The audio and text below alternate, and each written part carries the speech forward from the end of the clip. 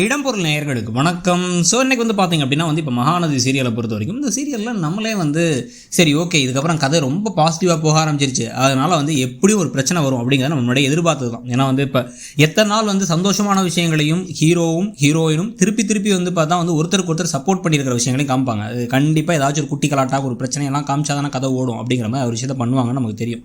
அதுதான் இப்போயும் நடந்துகிட்டு இருக்கு. இப்போ குட்டி குட்டியாக சின்ன சின்ன விஷயங்கள்லாம் இப்போ உள்ளார பூந்து இப்போ பிரச்சனைகளை ராகினி இந்த பங்கு கிரியேட் பண்ண ஆரம்பிச்சிட்டாங்க, யமுனா தான் பங்கு கிரியேட் பண்ண ஆரம்பிச்சிட்டாங்க. நிவின் பேசுகிறத வச்சு லைட்டாக சந்தேகங்கள் இப்போ கொஞ்சம் அதிகமாகவே வர ஆரம்பிச்சிருச்சு இவங்களுக்கும். இப்போ காவேரிக்கும் விஜய் சொன்ன விஷயத்தால தான் நிவின் இப்படிலாம் பேசுகிறாரு, நிவின் இன்னும் மனசுக்குள்ளே ஒரு ஹோப்போடு உட்காந்துருக்காருன்னா அதுக்கான காரணம் அதுதான் அப்படின்னு சொல்லி நினைக்கிறாங்க. அதில் முக்கியமான விஷயம் என்னென்னு பார்த்திங்க அப்படின்னா நிவின் கிட்டக்க ஒரு தடவை அந்த காப்பாற்ற பொழுது 7 மாதம் தான்டா பொறுமையாக கல்யாணம் பண்ணிக்கோன்னு சொன்னது மட்டும்தான் காவேரிக்கு தெரியும். நேரடியாக கூப்பிட்டு வச்சு ஒரு கான்ட்ராக்ட் மேரேஜ், அதனால் நீ கடைசி 7 மாதம் கழிச்சு நீ கல்யாணமே பண்ணிக்கோன்னு சொல்லி இவங்களுடைய அனுமதி இல்லாமல் இவங்களுக்கு இன்னொரு மாப்பிள்ளை பார்த்த விஷயம்லாம் அவங்களுக்கு தெரியாது. தெரிஞ்சால் கண்டிப்பாக கொந்தளிக்க தான் போகிறாங்க. இதுக்கு நடுவில் காவேரி என்ன நினைக்கிறாங்க, யமுனாவையும் நிவினையும் சேர்த்து வச்சிடலாமாலாம் நினச்சிட்டு இருக்காங்க. இந்த கலாட்டாக்கள்லாம் ஒரு பக்கம் நடந்துகிட்டு இருக்கும் போதே இன்னொரு பக்கம் பெருசாக ஒரு ஆப்பை இப்போ ராகினி பண்ணுறாங்க. ஏற்கனவே ஒரு தடவை ராகினி என்ன பண்ணாங்க அப்படின்னா அஜயை கூப்பிட்டு உங்கள் அண்ணி பாரு இந்த நிவினோட பேசிகிட்டு இருக்காங்கன்னு சொல்லிட்டு அதை காமிச்சு அதை ஃபோட்டோ எடுக்க வச்சு அதை விஜய்கிட்ட போய் காமிச்சா விஜய் என்ன பண்ணார் அப்படின்னா செமையாக கடுப்பாயிட்டார். விஜய் செமையாக கடுப்பாகி அவர் என்ன பண்ணார் அப்படின்னா என் ஒய்ஃபை பற்றி பேச நீ ஆடுறான்ட்டு. ஏன்னா அப்போ அவங்களுக்கு அவருக்கு கொஞ்சம் கூட மனசில் காவேரி மேலே காதெல்லாம் கிடையாது, ஒரு கான்ட்ராக்ட் மட்டும் தான் நினச்சிருந்தார்.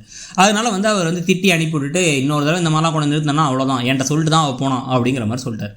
ஆனால் இப்போ அவருடைய மனநிலையே வேறு. அவர் மனசில் பார்த்திங்க அப்படின்னா காவேரி மேலே காதல் இருக்குது, காவேரி ஒரு வேளை நம்மளை விட்டு போயிடுவாங்களோங்கிற ஒரு பயம் இருக்குது. எப்போ வேணாலும் போயிட்டாங்கன்னா நம்ம வாழ்க்கை என்ன ஆகுது, நம்ம தனியாக இருக்க போகிறோமோன்னு ஒரு யோசனை இருக்குது.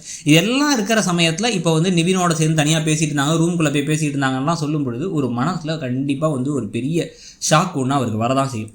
செய்யும் பொழுது அவர் என்ன செய்ய போகிறார், இப்போ சிம்பிளாக டக்குன்னு என் ஒய்ஃபை பற்றி எனக்கு தெரியும் அப்படின்னு சொல்லிட்டு நோஸ் கட் கொடுத்து அனுப்பிவிட்ற போகிறாரா, அனுப்புனா நமக்கும் நல்லா தான் இருக்கும், நமக்கும் ஹாப்பியாக இருக்கும், அப்படி அனுப்ப போகிறாரா? அப்படி இல்லாமல் அந்த மனசுக்குள்ளே வச்சுட்டு ஒருவேளை நிவின் சொல்லிட்டாரோ காவேரி கிட்டக்க 7 மாதம் தான் கான்ட்ராக்டுக்கு அப்புறம் நம்ம 2 பேர் ஒன்றா இருக்கலாம் அப்படிங்கலாம் பேசிட்டாங்களோ, அப்போ அவங்க காவேரி எப்போ வேணாலும் போகிறாங்களோ, 7 மாதம் கழிச்சு போகிறதுக்கு இப்போயே போயிடலாமே, கூட இருக்க நமக்கு நரகமாக இருக்கே, நமக்கு இந்த பொண்ணு வேணும்னு நினைக்கிறோம், ஆனால் அந்த பொண்ணு நமக்கு கிடைக்காது போகலாம், நம்ம அது கிடைக்கிறதுக்கான வாய்ப்பும் இல்லை, ஒரு கான்ட்ராக்ட் மேரேஜ் பண்ணிட்டோம், அதனால இதெல்லாம் ஒத்து வராது அப்படின்னு வேணுனே ஒரு வெறுப்பை காமிக்கிறது, சின்ன சின்ன சண்டைகள் போடுறது. ஒரு சண்டைக்கு அப்புறமா தயவு செஞ்சு வீட்டை விட்டு வெளில போயிடு காவேரி, போதும் காவேரி இந்த கான்ட்ராக்டாக வேணாம் அப்படின்னு திருப்பி அவங்கள துரத்துற மாதிரி ஒரு விஷயத்தில்.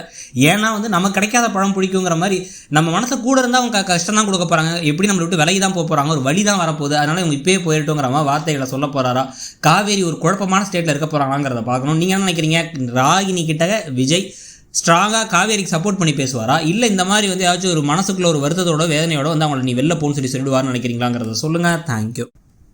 இடம்பொருள் நேயர்களுக்கு வணக்கம். ஸோ இன்றைக்கி பார்த்தீங்க அப்படின்னா இப்போ மகாநதி சீரியலை பொறுத்த வரைக்கும் இந்த சீரியலில் நம்மளே சரி ஓகே இதுக்கப்புறம் கதை ரொம்ப